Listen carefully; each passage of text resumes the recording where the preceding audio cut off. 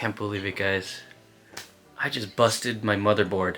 So, long story short, I had a Z690 ASRock ITX from my Intel 127K processor, and I dropped it. I dropped the damn processor onto the pins of the socket, and it even chipped off one of the pins. It worked for a day, but was kaput after that. So I'm gonna take you on my journey today. I have the parts for my new system. Let's get into the build. Scrapping the i7, we'll be going with the Ryzen 9900X, 12 cores, 24 threads, no X3D. Don't really prioritize gaming. Even though I do game a lot, I play in about 3K resolution. So we also have the Republic of Gamers Strix B650E ITX board and the RAM from Micro Center, which is a crucial kit, DDR5, 32 gigabytes, 6,000 megatransfers per second, CL36, and the other numbers are 38, and 80. So this processor will be plenty of fine, especially for ITX builds. I think the 9900X is going to be what you want to shoot for. It's going to get really good thermals, especially if you only have a 240mm AIO. I do have a 280, so you'll see my case right now.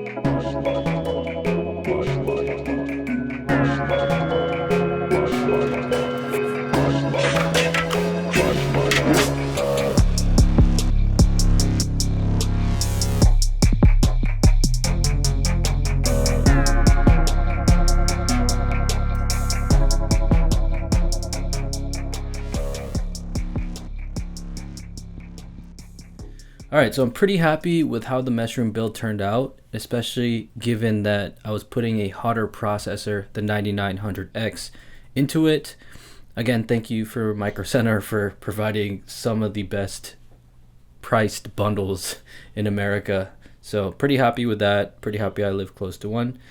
So the main thing was, the reason I got the Meshroom SV2 was because of the Arctic Liquid Freezer 280. It is a thick 38mm rad.